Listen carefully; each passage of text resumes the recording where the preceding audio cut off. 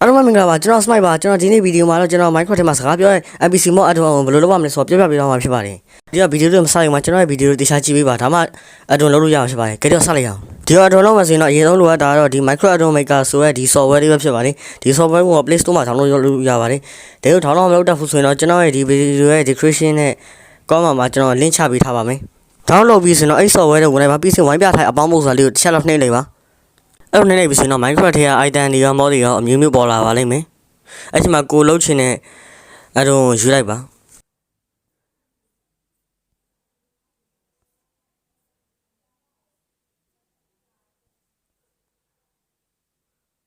ကျွန်တော်တို့ NPC အထုံးလုံးမှာမလို့ NPC ကိုပဲနှိပ်လိုက်ပါမယ် NPC ကဘာလဲဆိုရင်တော့ဝိုင်းပြထိုင်ဟာလေးပါအေးဝိုင်းပြထိုင်ဟာလေးကိုနှိပ်လိုက်ပါဒါဆိုရင်တော့ဒီလိုမျိုးပေါ်လာမှဖြစ်ပါတယ်အဲ့ချိန်ကျရင်ကျွန်တော်ဘာမှမလုပ်ခင်အရင်ဆုံးလုပ်ရမှာဘာလဲဆိုရင်တော့ဒီဝိုင်းပြထိုင်ဟာလေးကိုနှိပ်လိုက်ပါ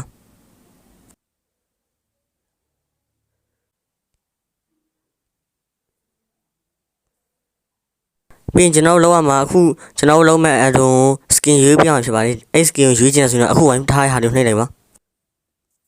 အဲ့ဆိုတော့ဒီလိုမျိုးပုံလေးပေါ်လာဖြစ်ပါတယ်အဲ့ချိန်ကျရင်တော့ကိုကဒီက skin တခုမှမကြိုက်ဆိုရင်တော့ဒီ choose custom skin ဆိုရဲဟာလေးကိုနှိပ်လိုက်ပါကျွန်တော်ဒီကပဲယူလိုက်ပါမယ်ပြီးဆိုရင်တော့သူ့ spawn ရဲ့အဲ့ကိုကျွန်တော်လောက်ရမှာဖြစ်ပါတယ်အဲ့လိုလုံးမယ်ဆိုရင်တော့ဒီ1 ထားဟာလေးကိုထပ်နှိပ်လိုက်ပါအဲ့ဒီရောက်တော့ဆိုရင်ကိုကြိုက်တဲ့ပုံစံကိုနှိပ်လိုက်ပါ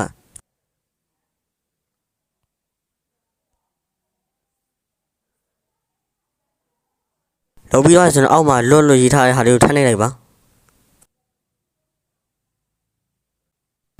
ပြီးတော့အောက်ကအပေါင်းနှိပ်လိုက်ပါပြီးတော့ဒီမျိုးပေါ်လာမှာဖြစ်ပါတယ်အဲ့ချိန်ကျကျွန်တော်ဝိုင်းပြထားတဲ့အကောင်လုံးလိုက်နှိပ်ပြီးပါဒါဆိုရင်တော့ပစ္စည်းအများကြီးကိုတို့ရွေးခိုင်းပါလိမ့်မယ်ဒါကဘာလို့တာလဲဆိုရင်တော့ကိုယ့်ရဲ့ NPC ကတည်သွားပြီဆိုရင်သူကြကြံကြပစ္စည်းတွေပဲဖြစ်ပါတယ်အဲ့ပစ္စည်းတွေရွေးပြရမှာပါ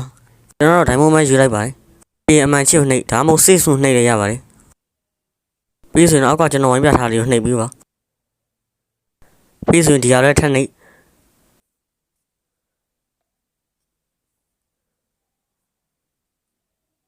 ဒါပြီးဆိုရင်တိုက်ဖိုင်တို့ရေးထားတဲ့ဘေးနား edit ဆိုတဲ့စာလေးကိုနှိပ်ပြီးပါဒါဘာလဲဆိုရင်တော့သူတို့ရဲ့အမျိုးအစားတွေရေးခိုင်းတာပဲဖြစ်ပါတယ်ဥပမာသူတို့ကဇွန်ဘီလားအဲ့လိုမျိုးအမျိုးအစားတွေရေးခိုင်းတာဖြစ်ပါတယ်ဒီမှာကြိုက်တဲ့အမျိုးအစားရွေးလို့ရပါတယ်ကိုကြိုက်တဲ့အမျိုးအစားရွေးပြီးတော့ဆိုရင်အောက်က okay ဆိုတဲ့စာလေးကိုနှိပ်လိုက်ပါဒီမှာတော့အမျိုးအစားကိုတစ်မျိုးပဲရွေးလို့ရပါတယ်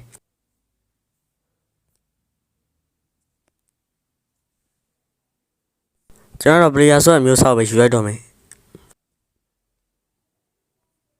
ပြီးရင်တော့ equipment ဆိုတဲ့စာရဲ့ဘေးနား chain ဆိုတဲ့ဝိုင်းပြထားတာလေးကိုနှိပ်လိုက်ပါဒီမျိုးလေးပေါ်လာရဆိုရင်တော့အောက်ကအပေါင်းနှိပ်ပြီးတော့ group item draw နှိပ်ပြီးရင်အပေါင်းနှိပ်ဒီမှာဆိုရင်ပစ္စည်းယူခိုင်းပါလိမ့်မယ်ဒါဘာပစ္စည်းယူခိုင်းတာလဲဆိုရင် NPC ကို spawn လိုက်ချင်းချင်းတို့လက်ထက်မှာကင်ထားမဲ့ပစ္စည်းတွေယူခိုင်းတာဖြစ်ပါတယ်ကျွန်တော် diamond sword ပဲယူလိုက်ပါတယ်ပြီးရင်ဝိုင်းပြထားတာကိုထပ်နှိပ်ပြီးရင်တော့ကျွန်တော်အခုလုံးမဲ့ NPC အတုံးစကားပြောလို့ရအောင်လို့လုံးပါပါအဲ့လိုလုံးမှဆိုရင်တော့ဒီ SON ရဲ့ဘေးနားခရလို့နှိပ်ပြီးပါအဲ့လိုနှိပ်လိုက်ပြီးဆိုရင်တော့အတန်တွေအများကြီးပေါ်လာမယ်ဘာအတန်တွေလဲဆိုရင်တော့ကျွန်တော်အခုလုံးမဲ့ NPC အတုံးရိုက်လိုက်မိမဲ့အတန်တေရောမိမဲ့အတန် spawn လိုက်ချင်းမိမဲ့အတန်အဲ့ဒီအတန်တွေပဲဖြစ်ပါတယ်ကျွန်တော်အကုန်လုံးအောင်ပါပါဆိုတော့အတန်ထည့်မယ်ဆိုရင်ဒီမီခိုးရောင်လေးနဲ့ import sound နှိပ်ပြီးပါပြီးဆိုရင်တော့ဒီဝိုင်းပြထားတဲ့တတိကန်လေးကိုနှိပ်ပြီးပါထိတ်သွားဆိုတော့ဝိုင်းပြထားတဲ့၄တောင်လေးနှိပ်ပြီးပါကိုထိတ်ထားတဲ့အတောင်ပြန်လာထောက်ချင်းတော့ဝိုင်းပြထားပြီးခေါ်တတိကန်လေးနှိပ်ပြီးပါအကုန်လုံးပြီးတော့ဆိုတော့အမှန်ချစ်ကိုနှိပ်ကျွန်တော်အခုပြောပြတဲ့အတိုင်းအောက်ကအတန်တွေလည်းအဲ့လိုလုံးဝမှာဖြစ်ပါတယ်ဒါပြီးဆိုရင်တော့ဒီမှာ not bad ထည့်လို့ရပါတယ်ထည့်ချင်တယ်ဆိုရင်တော့ဝိုင်းပြထားတွေကိုနှိပ်ပါကျွန်တော်တော့မထည့်တော့ပါဘူးပြီးဆိုရင်တော့ experiment တွေကိုထားချင်တော့ထားလို့ရပါတယ်ကျွန်တော်တော့10ပဲထားလိုက်ပါမယ်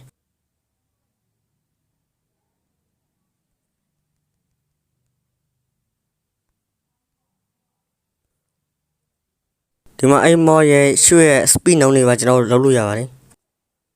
ဒါတော့အိမ်မော်ရဲ့ site ပါကျွန်တော် site ကို1ပဲလုပ်လိုက်ပါမယ်2ဆိုရင်တော်တော်လေးကြီးသွားမှာမလို့ပါ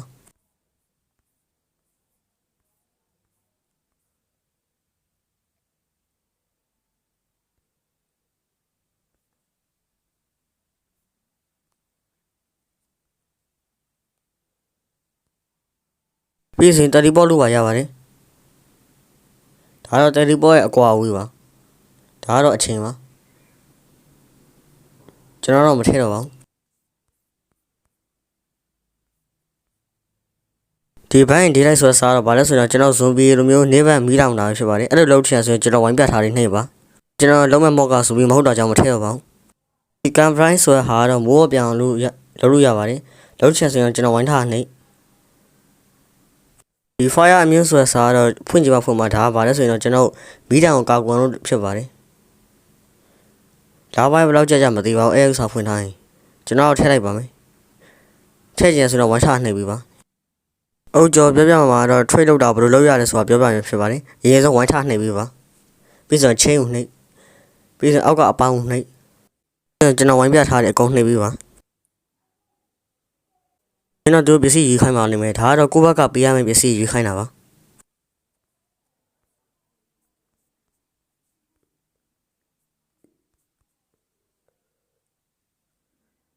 ပြီးတော့ရင်တော့အောက်ကဝိုင်းထားလေးကိုနှိပ်ပြီးပါ။အဲ့ဒါပါလဲဆိုရင်တော့ကိုပြန်အရေးအတွက်ပဲဖြစ်ပါတယ်။အဲ့မှာအများကြီးလုပ်လို့ရပါတယ်။ပြီးဆိုတော့တစ်ခုနှိပ်ဒါတော့သူတို့ဘက်ကပြန်ပေးရမယ့်ပစ္စည်းယူခိုင်းတာဖြစ်ပါတယ်။ပြီးတော့ခုနလိုအရေးအတွက်လုပ်လို့ရပါတယ်။ဒါမျိုးနှိပ်ချင်ဆိုရင်တော့ Wi-Fi အပေါင်းနှိပ်ပြီးပါဒါမှမဟုတ်ပြန်ဖယ်ချင်ဆိုရင်တော့အနှုတ်နှိပ်လိုက်ပါပြီးဆိုတော့အဲ့မှာ TID trade လို့နာမည်ပေးလိုက်ပါပြီးဆိုရင်အဝိုင်းကိုနှိပ်ပြီးဆိုကျွန်တော် Wi-Fi ထားထည့်နှိပ်ဒါဆိုရင်တော့ရပါပြီကျွန်တော်ခုပြမှာတော့အိမ်မောက်ကိုဘယ်လိုတိုက်ခိုက်အောင်လုပ်မလဲဆိုတာဖြစ်ပါတယ်အရင်ဆုံးအနေနဲ့အဲ့လိုလုပ်မယ်ဆိုရင်တော့ကျွန်တော် Wi-Fi ထားဒါလေးကိုနှိပ်ပြီးပါပြီးဆို chain ကိုနှိပ်ပြီးဆိုဒါကတော့ effect တွေယူခိုင်းတာဖြစ်ပါတယ်အိမ်မောက်နဲ့ချလို့မှရရဲ့ effect တွေပါပြီးဆိုကျွန်တော် Wi-Fi ထားအကုန်နှိပ်ပါ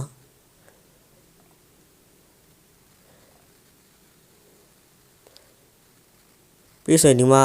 သူကပြစ်တဲ့ဟာယူလို့ရတယ်ဥမာ gas က fireball နဲ့ပြစ်တာကိုလုပ်လို့ရပါတယ်အဲ့လိုမျိုးဒါပေမဲ့ကျွန်တော်ကတော့မထည့်တော့ပါဘူးပြီးဆိုဒါကိုနှိပ်ပြီးပါပြီးဆိုအဲ့တဲ့ကိုနှိပ်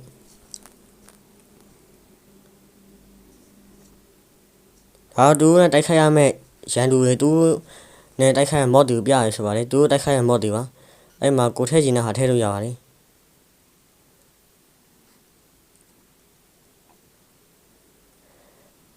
ပြီးရှင်တော့ဒါကတော့ကျွန်တော်အတွင်ပြောင်းလာဖြစ်ပါတယ်ဘယ်လိုလဲဆိုတော့ဝေဂျာတွေကိုလျှက်စင်းနဲ့ပြစ်လိုက်ပြီဆိုတော့ကိုယ်ဖြစ်သွားတယ်မျိုးပဲသူကိုလည်းအဲ့လိုလုပ်လို့ရပါတယ်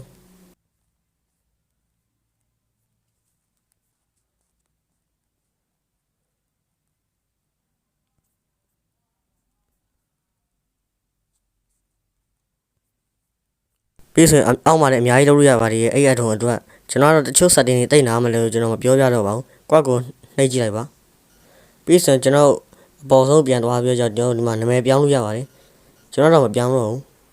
အဲ့မှာကျွန်တော်အရေးကြီးဆုံးပြရမှာပါတယ်ဆိုရင်တော့ကျွန်တော်ဒီအထုံရဲ့ ID နေရာမှာ APA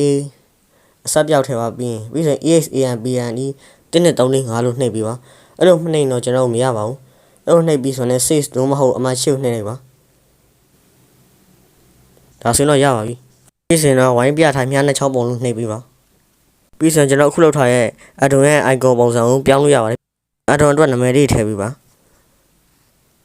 ပြီးဆိုရင် description တွေရောအထုံ creator တွေရောအကုန်လုံးရေးရမှာဖြစ်ပါတယ်အဲ့ဒါမရေးလို့မရပါဘူးပြီးဆိုရင်ဒီမှာ version တွေတဲ့အမျိုးမျိုးပြောင်းလို့ရပါတယ်အဲ့လိုလုပ်ပြီးဆိုရင်ကျွန်တော်တို့ဒီမှာ export နှိပ်လိုက်ပါ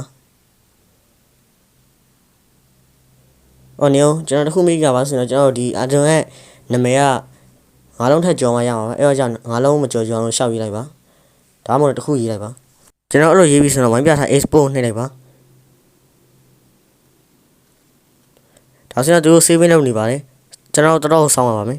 ရရဆိုတော့ကျွန်တော်အပေါ်ဆုံးကစာကြောင်းနှိပ်လိုက်ပါဒါမှမဟုတ်ပဲကိုယ့်အတုံး link ချပြီးကျန်ဆိုတော့အလဲကစာအောင်နှိပ်လိုက်ပါကျွန်တော်ကတော့ဒီတိုင်းပဲဆောင်းပါမလို့အပေါ်ကဟာနှိပ်လိုက်ပါပြီးဆိုရင်တော့သူတို့က Minecraft ကိုထိုင်ရရောက်သွားမှာပါအဲ့ချိန်ကျွန်တော် play ကိုနှိပ်ပြီး wall တစ်ခုထောင်းလိုက်ပါ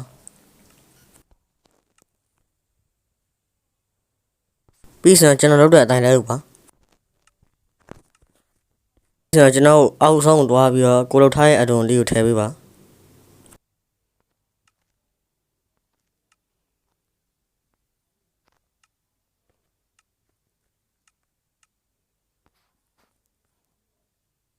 ဒါဆိုရင်တော့ရပါပြီ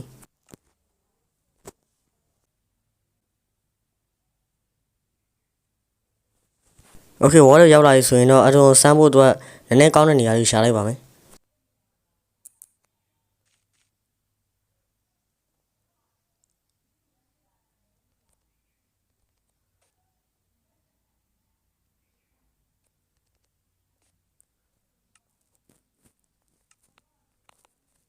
ကျွန်တော် Minecraft ထဲက model spawn ရဲ့ add ရှိရဲ့နေရာကိုတွားပါ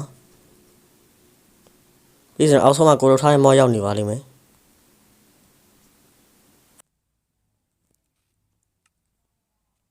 โอเคကျွန်တော် spawn ကြည့်ပါမယ်ဟိုအလုပ်ဖြစ်ပါလေဒါဆိုရင်တော့ကျွန်တော်လုပ်ထားတဲ့အထုံလေးကတော့ရှားသွားပါပြီ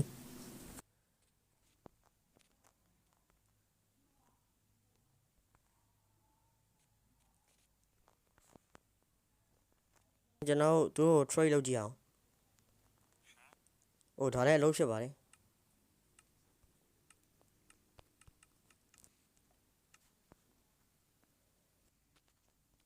ပြတ်တို့တက်လိုက်တဲ့ diamond တွေပါရပါတယ်